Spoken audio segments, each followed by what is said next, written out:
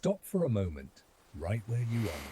Take one slow breath in and out. Now, bring to mind something that's been bothering you. It doesn't have to be big, just something someone told you should just let go of. Does that phrase, just let it go, feel like sandpaper on your soul? As if it's not only unhelpful, but deeply dismissive of your experience. You replay conversations in your mind, analyzing every word. You feel a lingering sense of injustice over events that others seem to have forgotten moments after they happened. It's not that you want to hold on, it feels like the thought has a grip on you. Friends, family, and even self-help books tell you you're being too sensitive or overthinking it. That holding on is toxic.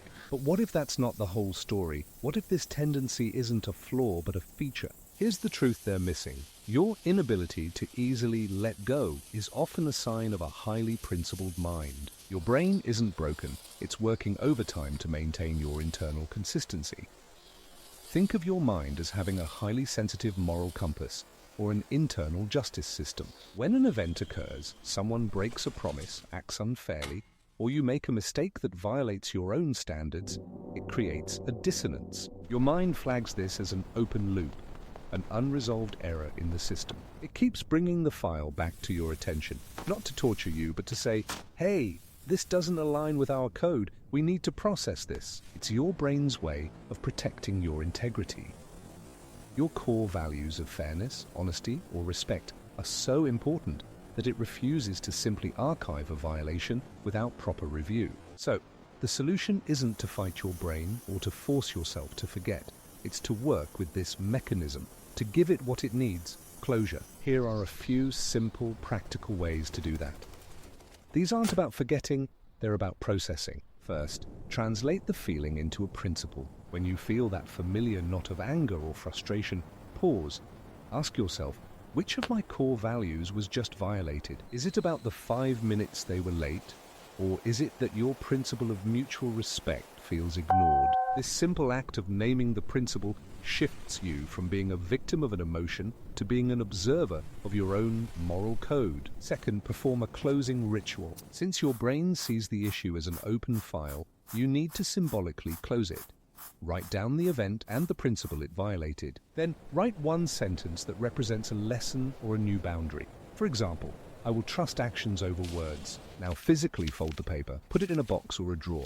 This is a tangible act of closure. You're telling your brain, this file has been processed, a lesson has been learned, and it can now be archived. Third, use the 1% action. The rumination you experience is a form of energy. It's intense, focused energy that's currently stuck in a loop.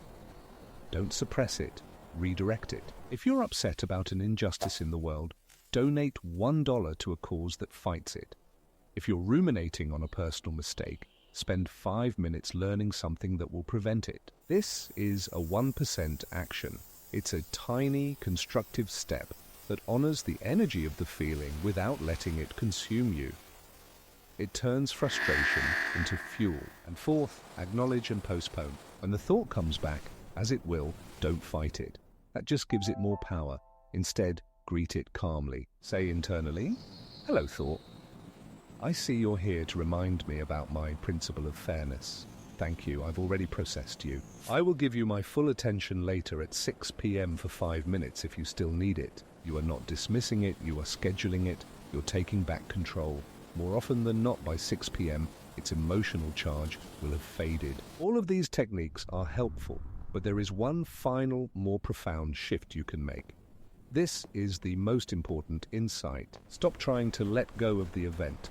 You can't change what happened. The past is like a stone. You can't unthrow it. You can't make it disappear. The real work is to let go of the responsibility for fixing it, changing it, or making it make sense. Let go of the need for an apology you may never get. Let go of the desire to turn back time. Let go of the illusion that you can somehow resolve the irresolvable. When you put down that weight, your hands become free. Your energy is no longer consumed by the past. You can now reinvest it into the present, into living by your principles, not just defending them. Your highly principled mind is a gift. It's the architecture of your integrity. It's what makes you trustworthy, fair, and deeply caring. It's why you build things that last and create relationships with meaning. Learning to work with its need for closure rather than fighting against it is the entire journey. You don't need to let it go, you just need to learn how to hold it lightly.